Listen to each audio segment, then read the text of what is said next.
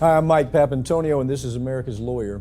Johnson & Johnson is trying to get out of having to pay billions of dollars in judgments against them for filing for bankruptcy and having a new plan to escape liability for injuring, seriously, sometimes resulting in death, for thousands of Americans. It's called the Texas two-step. It's nauseating. Vince McMahon has resigned from his position as the head of the entertainment group that oversees most of the professional wrestling after a former staffer accused him of sexual assault and actually trafficking. Ugly, ugly story. And Democrats, well, they aren't happy about Robert F. Kennedy Jr. gaining enough signatures to appear on a state ballot this fall. It's called democracy, but Democratic leadership really hates that. All that and more, it's coming up. Don't go anywhere. America's Lawyer starts right now.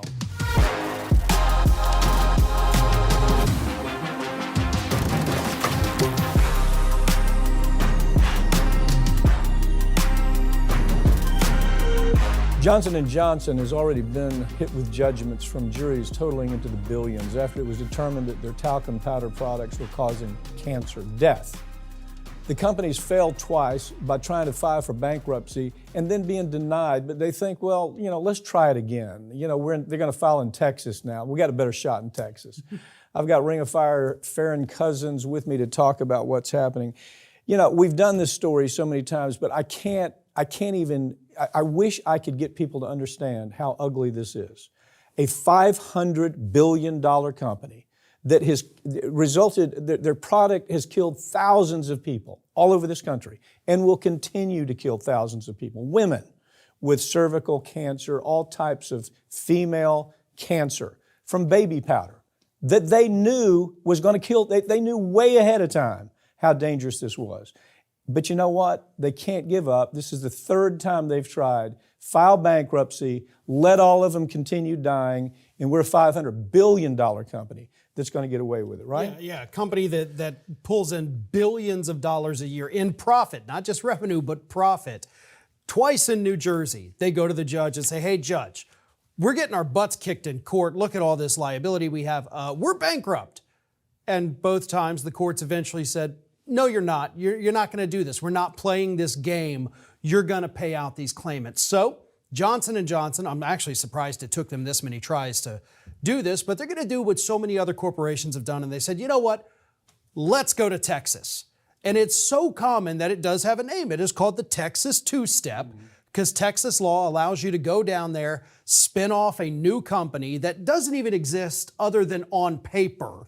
And then you transfer all of your liabilities, which means all those lawsuits, to this new company, but you don't transfer any money. Yeah. So then you say, oh my God, look, this new company over here, they've got so much liability and no income. Judge, clearly we're bankrupt. And it works. Yeah. It works for them. Well, we faced it with DuPont, the cases I tried. We dealt with it, but they understand, try to slow them down. Now, this is what we call the Gould defense in this business, which I've been doing for 40 plus years. The Gould defense is when you know women are going to die, okay? So you delay, and you delay because, oddly enough, the value of a case at death is less than the value of the living patient. And so the Gould defense is what they're doing here. They've delayed 15 years now. Just everything they can do. We know we killed these people. We knew it. We had every reason to know it. The documents were overwhelming, showing us that these people were going to die from our product. But we didn't want to interfere with brand loyalty. You understand that's what it was about? Yeah. They didn't want to interfere with brand loyalty rather than replace the product that had asbestos in it with cornstarch. That's all they had to do. But they said, oh, we can't take a chance on changing the formula here. It'll affect brand loyalty. That's the way these people think. People are going to pass up on this article. They're going to say, oh, just another bank. This is a company that they just turned democracy up on its head. Let's make as much money as we can. And then it's okay if we kill people. It's fine if we kill people. It's fine if we injure people because we know at the end of the day, we're not going to have to pay anything because we're going to bankruptcy court, right? Yeah, absolutely. And as far as I know, maybe I'm wrong. You can correct me on this if I am. But hasn't Johnson & Johnson lost all of these lawsuits so far? All of these talcum powder lawsuits? No, they haven't. They've won some talcum powder. They have won some cases. Okay. But they've been hit with more than almost $7 billion in claims from juries that have looked at this and said, my God, this is awful. This conduct is awful. These people who did this, when you listen to the comments about when the jury comes back and says, I can't even believe this goes on in this country, then you start understanding how bad this is. But the Gould defense, for a $500 billion company, they're thinking, what the hell? Let's see if it works. Let's delay until these women die. We've killed them. Let's see how long we can get away with it. Vince McMahon has resigned from his position as the head of the entertainment group that oversees most of the professional wrestling after a former staffer accused him of sexual assault and sexual trafficking. This goes beyond, this is worse than anything we've heard from the Weinstein case. It's kind of in line with the Epstein case. This woman was trafficked. I mean, this guy, McMahon, who was a billionaire, thought he could own this woman to where he was actually sending her out to have sex with people that, it's no different than prostitution, only this is an unwilling woman. When you hear what she did to try to get out of this. Go ahead. Yeah, this is a truly disturbing story that's really, we're only scratching the surface of it at this point. It's only been out for less than a week at this point. But what we know about so far from this woman's lawsuit is that she wanted to get a job with the WWE that McMahon was running at the time. Not even becoming a professional wrestler. this is a good organization. I want to work here. Mm-hmm. Put me in the office. And he had different ideas with this woman. Brought her up to his penthouse, routinely made her perform sexual acts, take photographs that he then had hung up in his home. Sent to his friends. Exactly. And so then when the other people would see those photographs, whether through, text messages or in his home, he would force her, according to this lawsuit, to go to these people's homes and perform sexual acts for them. He went as far as to tell her he owned her. Yeah, and physically owned her. Yeah, and when she would get a little, reluctant, maybe trying to escape, what did he do? Showered her with gifts and cash. Yeah, well, you wonder, people are going to hear this story and they say, well, hell, she could have left any time. No, it doesn't work like that. Human trafficking, matter of fact, I'm taking one of the biggest depositions in the country tomorrow on human trafficking with one of the most awful companies. They're up in Canada called MindGeek. But when you understand what happens, the psychology of the whole trafficking thing, he was selling her to other people. He actually, they reached an agreement when he knew that, hey, she had all the letters. I will allow you to have sex with her, pay us some money, work with our company. And so he'd hire her out like that. And then so overwhelming material she had. So he settles with her. He's supposed to pay her $3 million. Well, he makes one payment for $1 million. He didn't make that payment because this is made up. He made that payment because this conduct was just so reprehensible. And then he failed to make any more payments. Yeah, and he got her, and this is also typical what we see with trafficking cases. He got her at a time in her life when she was very vulnerable. Both of her parents had recently died. She was out on her own, had no support network whatsoever. And, I've talked to people that have been trafficked, people that have handled the cases, and we're talking about almost textbook what this man did to her and how he manipulated her, going to her at that vulnerable time and forcing her to do these things. Yeah, his emails to her as well. I effing own you. And oh, by the way, I have to sell you basically because that's part of the effing deal I made with this contractor or whoever it may be. And the story just, sometimes you read, there's so many of these stories that come out. I mean, it's like every week there's some character like this, billionaire, who believes that they're just beyond the law, that there is no law, that they are king. They're going to do whatever the hell they want to do. This particular story, people ought to go take a look at it and see just how badly this woman was abused. It's ugly, right. ugly. And she also alleges that some of the professional wrestlers with the WWE were part of this as well. They were not named in the lawsuit, but that's why I say we're barely scratching the surface. Oh, yeah. By the time this is over, there's going to be a lot more names on that list. And you're right. I think we're looking at Epstein. Well, he's going to prison. I mean, if the prosecutor will do their job, if they'll take this and do their job and not make this into a civil case, this goes way beyond civil case. Yeah. This is trafficking. This is human trafficking. And they ought to go after him for that. You know, if we had a Department of Justice that had some guts, this is what that case would be. A new report's found that the cost of rents becomes so out of control that nearly half of the renters in this country can no longer afford to make their payments.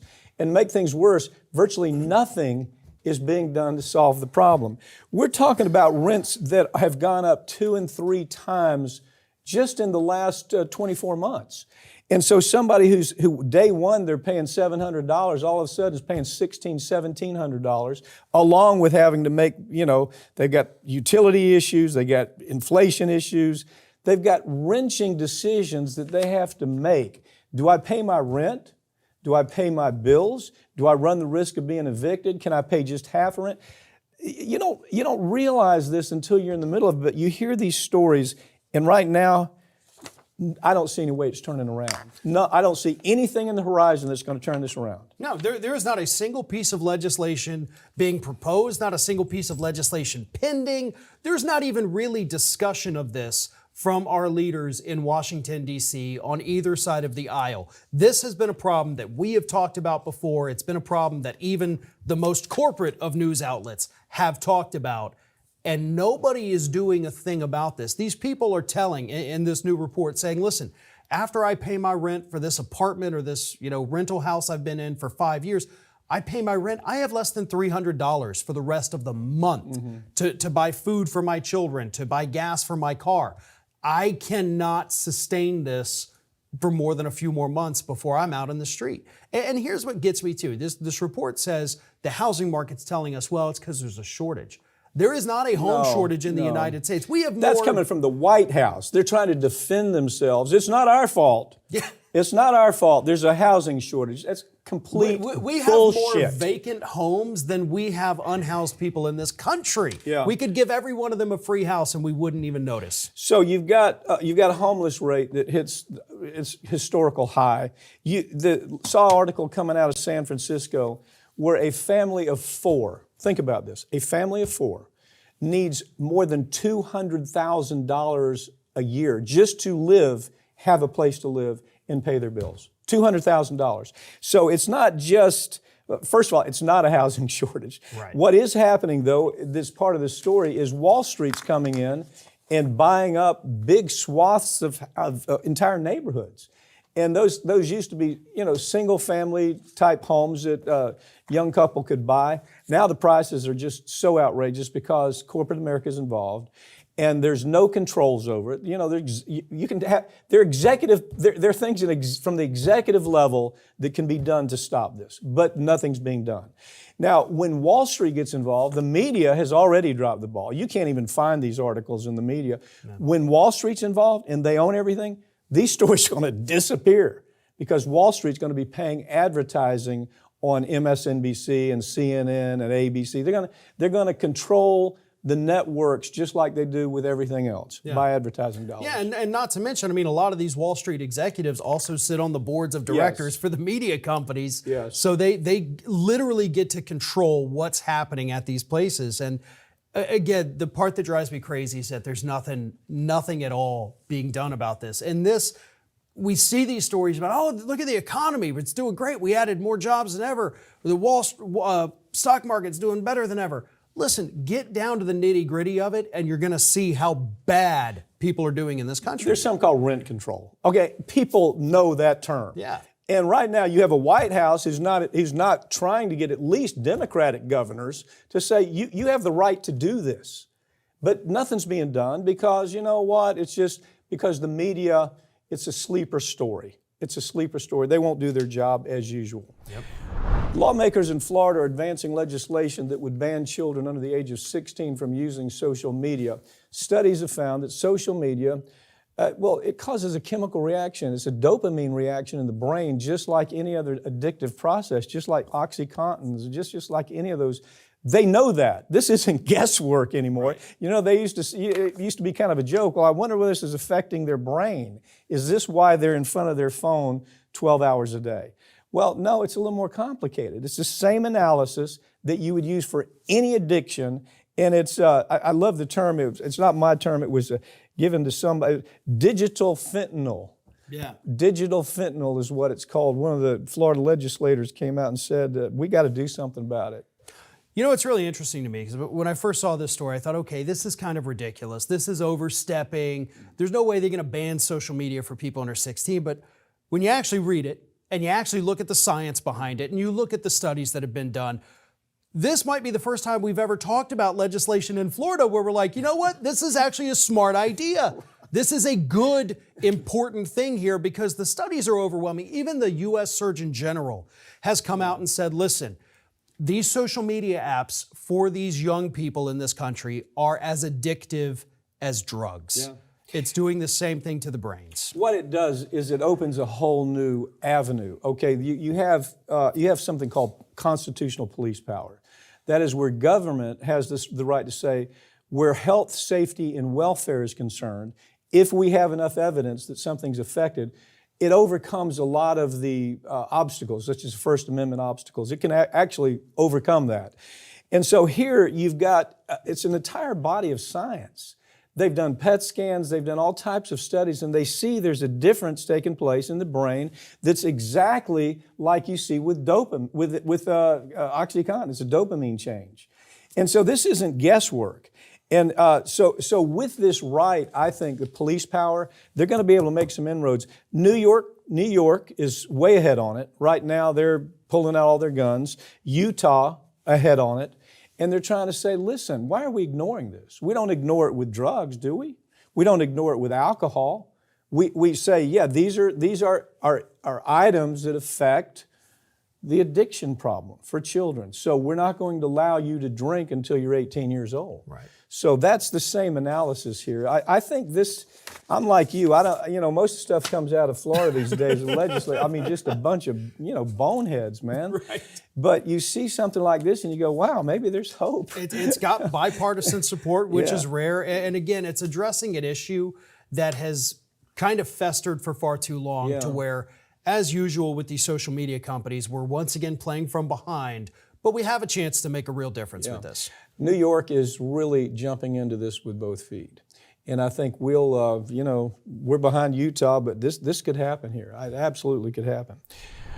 Democratic insiders are starting to panic about Robert F. Kennedy Jr.'s third-party presidential run, and they fear that he could act as a spoiler for President Biden that leads Donald Trump to being reelected. First of all, I don't buy that. This is, to me, if I look at the entire Bobby Kennedy story, it is the worst abuse of democracy I've ever seen in my life, the way that this guy's been handled. Now, full disclosure, he's a friend of mine. We've known each other a lot of years. We've tried cases together. I think he's a good candidate. But what's happening is you have all of these Democrat insiders who, rather than facing the facts and are saying the American public is tired of Biden, they're tired of Donald Trump. Kamala Harris scares the hell out of them. They can't see her as stepping into the role of president. They see all of this happening. The polls are overwhelming. The narratives are overwhelming. But nevertheless, they're doing these little, I call them the Democratic flying monkeys. This Michael Starr Hopkins, he's a Democratic operative and a political commentator. They have these flying monkeys all over the place. And MSNBC puts them on, CNN puts them on. You would think by the time it's over with, as you're listening to his story, you'd think the guy's insane. He's anything but insane. He's a challenge right now. He's a serious challenge. Well, see, what bugs me about stories like this is when you have all these Democratic strategists, because this, article from The Hill talks to multiple, and they all say the same thing, like, oh, we're so worried he's going to help Trump get elected. But okay, listen, that's a possibility, sure. But your anger, to me, is directed in the wrong spot. If you're mad that somebody could cost your guy the election, shouldn't you be mad at your guy? Shouldn't you be more concerned as to, hey, why is our guy losing support to this person? What can we do differently? You're a so-called strategist, so come up with a strategy to win the voters back. Yeah. And nobody ever wants to look at that side of it with the strategists. Let's blame. Let's call names. It is a childlike mentality that you're seeing coming out of the Democratic Party right now. We'll see it soon with Republicans too. But it's this, the American public, the numbers, this is 70% of Americans are not satisfied with either Trump or Biden. When have we ever seen that? And nevertheless, you have, again, these flying monkeys that have all they know is Democratic politics. They started right out of college. They were a staffer, and then they moved. All they can think of is what I call headline news, headline thinking. And they pick up the headline thinking instead, and they ignore the realities taking place around them, you know? I mean, I see the family coming out after, you know, his own family. Well, what's that about? Well, it's about that they want access. They're, you know, the old Kennedy family. They've been around forever. They've been Democrat forever. And so it's this pass me down, okay? It's access to celebrity, to political celebrity, access to the big Democratic political parties. They feel like they're going to be on the outside rather than showing a little bit of character and standing up for their damn family, standing up for their own blood. Rather than doing that, their own brothers, their own cousins, you know, rather than doing that, they fall into the same headline thinking. And that is, yes, Biden is our guy, and yes, Kamala Harris is just fine. She's going to make a great president when Biden kicks off. That's exactly the thinking. Well, look, the family's been coming out, you know, long before Bobby was running for president. They did their op-eds, they did their open letters saying we do not stand with him on this vaccine issue. And look, I don't either. And look, so what? It's one issue, Farron. It's one issue. Right, I get that. And look, I'm saying right now, if I have to vote between Biden and Bobby, I'm going Biden right now. Yeah. Bobby has not won me over. But here's the thing. There's a lot of people, both actually on the left and right, who say he's won me over. Mm-hmm. So if you're a strategist, you have to come up with a strategy to say, all right, where is my candidate failing? And that's what drives me crazy about both the strategists on the left and the right. None of them ever actually want to come up with a plan or come up with an idea. Just criticize. The stories we talk about every week with pharmaceutical prices out of control, housing prices out of control, homelessness, those are things, inflation, that Biden and his strategists should be meeting about and saying, okay, what's the plan? How do I address this? How can we move forward legislatively or executively to do these things and show the people that we mean business? You do that, and suddenly that 70% number isn't going to be 70% anymore, but they won't come up with solutions. Well, and the worst thing about it is they interfere with the democratic process. Okay, so what's he having to do? He's having to go state the latest thing is We the People Party, that he has to come on as a dependent. He has to do that state by state. Well, you know, New Hampshire only needs 3,000 signatures, so you can do that state by state. Some of the states require a lot more signatures, but their fear about a three-way race is real. Yeah. Okay? It's not real with Cornel West, although, you know, I've had Cornel at my programs I do in Vegas. Great guy, he's a great thinker. You know, good candidate actually, but maybe not this time. I don't know. There's plenty of places he fits in. But Bobby is a contender. I mean, whether you want to admit it, you know, you're going to have these, again, we have flying monkeys that are commenting on our site. I don't really care. I mean, it doesn't make a difference to me. We say what has to be said. And until the Democrats can say what has to be said, until the Republicans can say what has to be said, that we've got a lunatic. We are trying to get a lunatic, Trump, to run for president. Till they can do that, and the Democrats can say, we've got a bumbling old guy who runs into things and can barely finish a sentence, or with a vice president that has perfected word salad. Until they can get there, they can't analyze anything. It's just all headline thinking. This is the only way I know what I think. This is my tribalness on steroids. And it's always blame everybody else for our shortcomings. Like, oh, our candidate's not going to win because this guy jumps in. He has every right to run for president. Anybody that fits the criteria has a right to run for president if they want to. That's right. And you do not get to be angry if that happens. And what you want to say is, why can't people carry on a conversation like you and I do? We've known each other for 25 years. I'm delighted you're saying, look, I'm all for Biden. Fine, that's your right to do it. And you talk and say, Pap, here's why I'm for Biden. It's not a screaming match. I'm not calling you names. You're not calling me names. It's a discussion. Yeah. But the damn Democrats and Republicans have become so tribal, they can't even have a discussion with friends where they're not yelling. I mean, we will get comments on this segment, I promise you. why didn't you beat Pap Antonio down? And Pap, why didn't you beat Farron? Because it's called intelligent conversation. Right. And that has become a thing of the past. And the Bobby Kennedy discussion pretty well proves it. Yep.